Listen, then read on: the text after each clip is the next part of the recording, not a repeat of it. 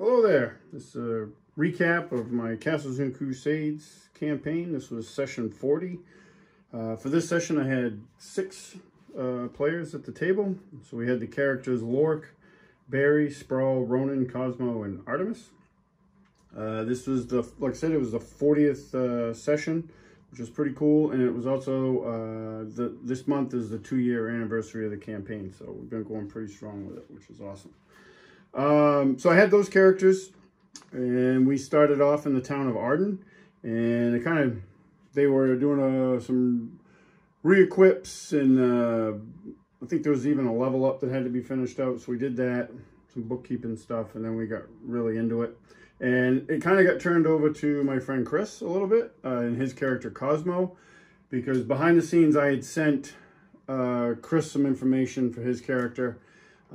His character Cosmo, who has a vested interest in finding the Tristana, the leader of the cult of Meldeth, who were responsible for killing his brother.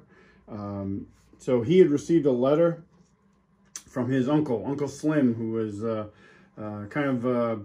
black sheep of the family, of Cosmo's family. He's Cosmo's uncle on his father's side. And in the letter, he tells Cosmo, hey, I have some information about the cult. It's happening again. Come to the City of Dornval. Meet me at the Hammered Gauntlet, which is an inn there. And I'll tell you what I can tell you what I know. So Cosmo is very determined to get there, and he recruits everybody else's aid in this. So they gear up. And head south, and Dornval is a major city in the setting, and some of the characters have been there, but they haven't really spent like in-game time there. Like Lork has been there before, because he escorted one of the NPC and a merchant down there, and then he had a whole adventure outside the City of Dornval with a different group of adventurers, which was recapped in a much earlier session. In the campaign. Cosmo, in his backstory, has been there to visit his uncle. You know, his family's gone there to visit. They don't spend a lot of time there because they're from Moss Haven, and Dornval's a major city. Moss Haven's a little town. It's actually a little bit smaller than Arden. 2 very different places, but he has been there. So they gear up. They have their own, some of them have their own mounts. Lork has his ward Fenris. Rhonin has a horse, and I think everybody else rides in Barry's wagon. He's got this pretty big, large wagon that he uses. So they gear up and they head south. Nothing much happens, really. So Moss Haven is 2 weeks away from Arden travel time. So, Dornval is 2 weeks away from Arden travel time to the south. Between that point is Moss Haven, and Moss Haven is a small town, and it's basically a combination of halflings and humans live there. It's got a little bit of a trade to it because it is on the main road and is a midway point between Arden and Dornval. But there's with all the activity in Iredale Stronghold being liberated, there's not a lot of danger traveling the main road, so they don't run into anything along there. Their first week goes by quietly. They stop at Moss Haven, and Cosmo wants to visit with his family because he hasn't seen them since he left and went north to Arden looking for his brother's killer.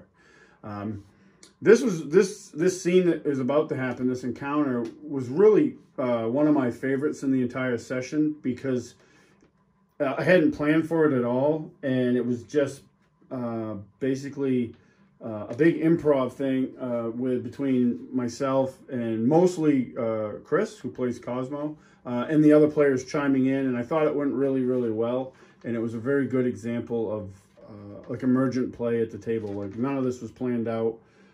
Chris and I just started, we started role-playing and going off of what each other said and building the encounter from there. So they visit Cosmo's family, who's very happy to see Cosmo. And he has a very large family. That was kind of the running joke once it developed in the encounter, that he has a very large family. He's one of the oldest now, since his brother Roscoe was killed. He has a sister that is about his age, maybe a little bit younger, but they're pretty close to the same age.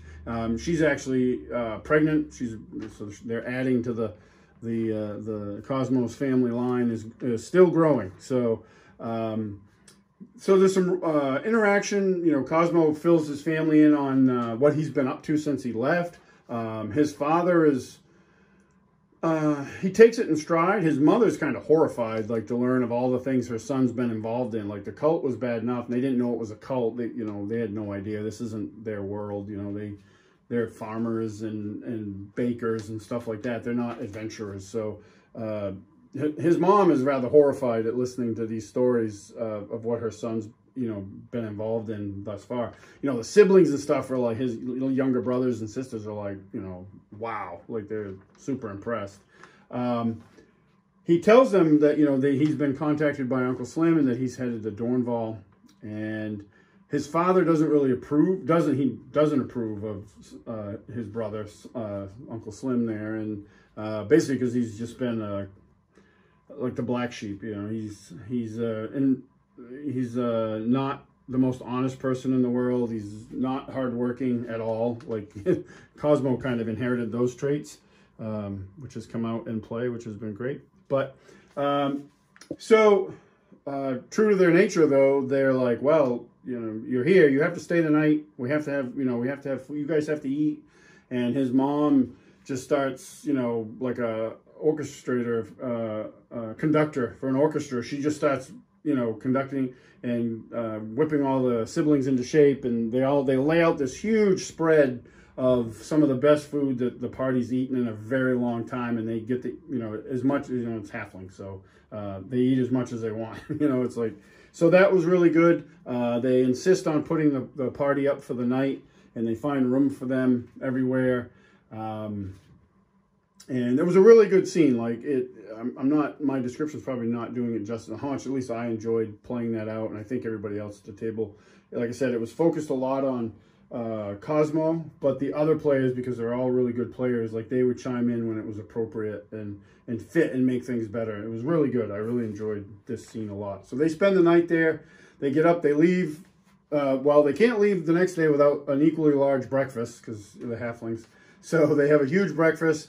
And then the family sees them off, but even more family shows up. Like, most of the night, the previous night was like the immediate family, which is quite large. But now they got cousins and stuff coming from all around because they've heard that Cosmo's home. And so, like, there's this big throng of people, halflings, to see them off, which happens. And one of the scenes at the end, right before they left, was his sister, Cosmo's sister that's pregnant, you know, comes up and gives him a hug goodbye and says, hey, you have to return home soon to meet your nephew. I think it's going to be a nephew. So Cosmo was all excited about that. And I just thought it was a really cool way to end that scene. And I think that whole thing actually helped flesh out Cosmo, the character, even more, you know. So, so they head south. They load up and they head south. They have, like I said, Moss Haven is they're now about a week away from Dornval. So again, the road's pretty calm down there to the south. So they keep going south, and they're 2 days out from Dornval when that calmness changes. They come across a scene right on the road of where 5 people have been just murdered, slaughtered. And so they stop, they begin examining it, and so the party is pretty stacked as far as like tracking goes. You have Lork, who's a 7th level ranger. You have Artemis, who's a 4th level ranger. You even have Fenris, who can, as a ward, he can track as a 6th level ranger. So they have the tracking ability down. So they find some tracks. Lork and Artemis, they work together. They find tracks. They recognize some of them, like there's human booted tracks, and those are the people that are dead in the road. There is another set of human footprints that go off this footpath to the west into a forested area. But then there's these other footprints that neither one of them can figure out what they are, but they're following the footprints, the track that leads into the woods. So they decide, well, let's go check that out. And they're relatively fresh. They're not too old. So they go in and they end up in this forested glade, and eventually they hear the sound of running water. And Lork and Artemis are up front, leading the way, and they see this fast-moving stream with a footbridge across it, and there's a figure sitting on the bridge looking upstream. And they approach and they realize it's a woman. It's this old woman, and she stands up, she welcomes them, she invites them out onto the bridge, and typical players, you know, and super suspicious, probably rightfully so. You know, you get ambushed a few times, you get a little jumpy about it. So they're like, no, we're okay, we're where we're at. And they start talking to her, and she seems a little out of it. Like, she asks them some really weird questions. Like, she asks them about, like, she tells them that she doesn't like dogs because they bite and they have poison fangs. And they're like, what the hell is she talking about? And then asks them about if they like spiders, and they're like, no, I don't like spiders. And so they're having this dialogue with her and trying to figure out if she's a friend or a foe. I think they're really leaning towards she's a foe, like this is some sort of trap, whether it's another hag, because some of them had fought hags, and at least I know at least Lork has fought a hag before. So they know something might be up, so they're like, eh. Well, then suddenly that area up where she is at and where Lork and Artemis are is engulfed in globes of darkness. And so that shakes everybody up. They're not sure if that's her or what it is. So they're all trying to prepare what they're going to do. And they see these very large, well, Lork and Artemis don't see anything because they're stuck in the globes of darkness. But the rest of the party, they start to see, and the way I described this forest area was these big, heavy oak trees with like interlocking canopy of branches, and they see up on those branches these two large spider-like creatures, but they're very different because they have the head of a wolf, and they start engaging with, in them. Lork and Artemis get out of the globes of darkness, and they start, doing what they can and a battle ensues. Spraul actually casts a spell and ends up dispelling the darkness, so that doesn't last very long. And then the fight really gets started, I think, then more so, because now everybody can see. And a battle ensues. Somebody got bit. I don't remember. It might have been Artemis. It was Artemis and Lork because they were in melee with everybody else stayed back at range.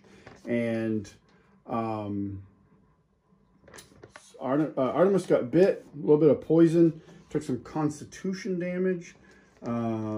But they have ultimately defeat these two large, weird spiders, these wolf-headed spiders. The woman actually got bit badly and dropped. She also got hit with a web and stuck to that footbridge. So once the spiders are dispatched, Spraul, being the cleric of Throster, he goes to render aid to the woman, and she starts talking to him a little bit, and she ultimately ends up giving, she's like, I have this, you take this will help. And she hands him this wand, and it's got this metal tip with an ebony handle, and it's about 14 inches long or so. And she tells him this will help, and gives him the command word for it, which was Ruat was the name of the word. So Spraul takes this. He ends up using it on her, and it works. Like, it heals her. I think he used it once or twice. Heals her. They end up ultimately freeing her and bringing her back to the cart. And she starts talking to them, but she's really very addled. And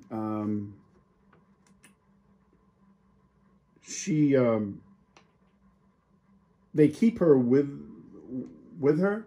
And they start examining the scene of the battle out on the road again, and because they're not sure what to do. Like, there was some debate whether they look for more of these spiders. Like, there's got to be a lair. Cosmo was like, "Frig this, we got to get to Dornval. Like, we got more important things to do than this." Everybody else was kind of they wanted to look for, like, Artemis wanted to look for more of these spiders because he thought maybe there was a lair nearby. So they go back to the road. They examine that scene more in depth. They recognize that the tracks that they couldn't identify initially belong to these spider things. And What they ultimately determined through looking at the tracks again is that the spider tracks originated at the ambush site and then followed her in. Like there's no tracks of them, the spider things coming to the road. So they just appeared on the road and then did their attack and then followed this woman who ran into the woods. The woman tells them that her name is Irdora, and she had given Spraul that wand. So as they're talking, they end up ultimately leaving the area. They're like, we'll just continue south. Cosmo was funny because he was ready to just boot her out of the back of the wagon and go about his business. He really wanted no part of getting involved in what her situation was. But Spraul kind of looks after her while they're traveling, and he gets a little bit more information out of her, and ultimately, through piecemealing her kind of like broken bits of information that she would pass, the thing that she has given him is one piece of the rod of 7 parts. And it's been her lifelong obsession to collect them all. But she knows she's elderly, and she knows she'll never live to see that happen. Because they asked, like, Spraul's like, well, why would you give this to me? This is your, and she's like, I'll just never see this happen. I won't live long enough to see this happen. But you, and she looks at him and the rest of the group, you can collect this. And then she starts to give him some history of the wand, like why it was made. And it was made by these people called the Wind Dukes of Aquai. And it was made to fight Miska, the Queen of Chaos, and her general Miska the Wolf Spider. And so they're like, oh shit. This was a really cool moment because I was trying to parse the information. I wanted to give him information, but I just wanted to dump everything all at once. So I was like really piecemealing it out, and this can be the challenge with like mysteries. How much do you give? You know, so eventually I gave them in character enough information where Steve, who plays Rhonin, I heard him, like, I said something about the rod or something. I don't remember exactly what I said, but I heard him basically like, oh shit. Like he knew as a player what I was talking about. And that didn't influence his character, but that was just his reaction, which I laughed at. Like that was quite funny for me, that I knew that he knew what I was talking about. And some of the other players have no idea. Even some of my long-term players have no idea about the rod of 7 parts. Some others had heard of it, but they don't know a lot about it. So they end up bringing her to Dornval. So they continue on to Dornval, and while this is going on and they're getting closer to Dornval, another kind of complication arises. Is they start seeing signs on the road basically telling people that arcane magic is not allowed in Dornval. It's completely outlawed. And that falls back onto Barry's history, where Barry kind of started his magic training in the city of Dornval, and his mentor there was not the one he currently has, was a different man. And come to find out, that guy was actually like a necromancer, and he had all these plans, and it went sideways. Barry was actually captured by the city watch at one point, and then a friend of his who was played by one of my players, Zach, he played a character for a little bit, another halfling rogue, actually helped him escape, and that was kind of their backstory, and that's detailed in an earlier recap. So Barry's like, oh no, like this could be a problem. Like you can't openly cast arcane magic or even like show that you're a magic user. So they start making plans and jokes about disguises and stuff like that. So they make it to the city of Dornval. They're stopped at the gate like everybody is. They're questioned, but they ultimately get through and they enter the city. And it's a stark comparison to any other place they've been, any of the other establishments or towns they've been to, just because it's so busy. And they see the streets are filled with people, and people going about their business. And one of the things I described to them was they see a lot of like hawkers, like people calling, crying out, doing stuff for businesses. But the other thing that they notice once they get a little bit further in the city, that there's like a lot of like a more than they think normal amount of religious ones. And it's not like the standard, like in the country they're in, which is called Bernalia, they worship like old gods. And that was part of the reason that that country broke away after the Dragon Wars from the rest of the Kingdom of Asharn, is that they wanted to worship the old gods like they had, you know, centuries before. And now you're seeing this influx of like new gods in Dornval. So they don't stop to deal with any of that. And they don't, you know, there's no really reason for them to, but it was just something of note. And they make their way down towards the docks where the Hammered Gauntlet is located. And I described that as a very large 3-story inn with a big stable. Like, this is a very prominent inn in the city. They go in, they see it's got a large common room. There's a big-haired halfling woman behind the bar mixing drinks and serving drinks. And they go up, I don't know who, I think it was Cosmo goes up to talk to her, gets some drinks. And then they find out through that her specialty, like he gets some ales and stuff, I think, for a couple people, but her specialty is actually like all these exotic mixed drinks. So he actually comes back with a platter of those, and which Spraul was, because he's a Throster, his god, he's a beer god, he's a brewing god. So he was kind of like, this isn't his thing. Which, that was funny, like just the way they played it out, the players and stuff. And there was a lot of role play there with their characters. They secure a private room and for meetings, because this inn caters to adventurers, and so they get a private room so they can, you know, discuss what they need to do. And then they locate in another room, one of the back rooms, playing cards, is Uncle Slim, and they come in just as he's losing the final hand and the rest of his money to this game of cards. So he quits the game and heads off with his nephew and the rest of the party. They return to the room that they rented, and they start discussing all what's going on. Uncle Slim basically tells them that there's been 5 like ritual murders over the summer in Dornval, and that he has a contact within the watch, one of the sergeants that will be in later in the day after his shift, that has more information. So they decide to wait around for him. They get food, you know, they do the inn thing. They kind of hang out in that back room. There was a scene where Barry and Uncle Slim play a hand of cards, and we made up an impromptu like roll-off game for them to see who wins the card game. And ultimately, Uncle Slim won. And he had to borrow money from Cosmo to even get it started because he was completely broke. But the other thing they also do is he tells them that he needs some money to buy a few things to give to the watch sergeant to kind of like get him to talk. So they take care of that. In fact, Rhonin had some of the stuff that they were going to buy, so they were able to do that. So this guy shows up. He's this old guy. He's been around for a while, heavy set. They give him the whiskey, this kind of expensive whiskey and pipe tobacco, and he starts telling them. But what they learn is, and even Uncle Slim didn't know this, was there hasn't been 5 murders. There's been like a dozen. But the watch has been keeping them as quiet as possible, and like only 5 have been known about. So he didn't know anything about the cult of Meldeth, which I think Cosmo mentioned to him. He didn't know that. They figured it was a cult activity, but they had no idea like who was responsible. And then they can also tell a little bit from talking to him that he's not telling them everything. And eventually they get out of him that just last night, down in Shantytown, which is kind of the slums of the city, an entire apartment building full of people were murdered.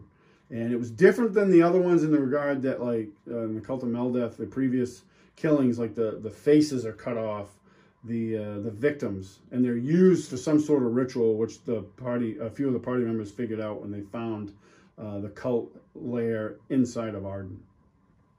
They used actually for a summoning. When they fought Tristana before, that was Rhonin, Spraul, and Cosmo. She had summoned dretches using the faces and some sort of awful ritual. And so they know that's what they're typically used for. But these people in the apartment building had just been straight up butchered. And they have no idea. They think it's connected because the symbolism that was always left behind at these scenes was there, but like people will just, you know, hack to pieces. So they wait until later that night, and then they go to that apartment building. They make entry through the back. They do a really good job like investigating the building as far as like, and they find out that they determine that the back door was actually hacked open by something very large and heavy. And they go in, and the place just, it's a bloodbath. It's been mostly cleaned up, but I mean, it's still stained in, you know, with blood, and the smell of it's heavy in the air. So they start searching around. It's really hard to find any, like some initially like really good tracks, because it's, you know, the watch trampled through here. I mean, this is, you know, medieval fantasy. It's, you know, forensics is not a thing. I guess a version of forensics for medieval fantasy could be magic, but they don't have access to that. So the watch. So the party starts looking around, and Lork and Artemis are looking for tracks, and Lork he rolled when he did his check, he rolled like a natural 20, so that gets rewarded, and he finds distinctive tracks in this mess of tracks, and it's a cloven, like a hoof track, and they're like, oh, that's different and not good. And they think of like the Ungren that they fought before, and it's similar to them but not exact, because Lork would recognize Ungren tracks because he's fought them quite a fair amount. And my son, he did ask some really good questions. He's like, all about the size and stuff, and he remembered that he had fought like a Ungren champion, which was bigger than the rest of them. It was a big ogre size creature. And I'm like, yeah, it's that size. And he's like, oh crap. So they end up tracking, he follows the tracks, and it actually leads out the back door down an alley. And because of his role, the challenge rating level for that was pretty high, but because of his role, he was able to follow these tracks, to the shock of Artemis, who's like, I didn't see anything, you know. He didn't roll as well. The tracks lead to a sewer grate, and that's where we ended the session. We were running out of time. People had some obligations. So it was a really fun session. I had a blast playing it. A lot of it was funny because going into it, I didn't think I'd really prepped enough, and I'd actually scrambled around this morning and that morning before and made up another encounter, which we never even got to, because of like the scene at Moss Haven, that whole thing, which was awesome, and just them just role playing back and forth. It really was a good session. One of the things as the game master, I was really kind of happy to hear was, before we got really rolling into the session, they were talking about the previous session and like how badass it was, where they were fighting Calic the Wizard, and like they almost like very close could have been a TPK. Like if Lork had gone down, which he would have in the next hit when he was fighting that big orc, if Cosmo's shot from across the ruin had not taken that orc out, he would have killed Lork outright, because he was so low in hit points. The next hit would have dropped him below -10. He would have been dead. And then the rest of the party probably wouldn't have fared much better against him. So they were really like jazzed about that session. I really enjoyed it, but it kind of brought it back to me, and it also showed me how much they liked it, which is always good to hear and stuff. And then this session, we talked about it afterwards, and my son and I talked about it a lot that evening, that whole day was just as much of a blast, but it was for different reasons, because like at one point I saw a quote, I remember my buddy Dave was like, we didn't do much, but like it was a ton of fun.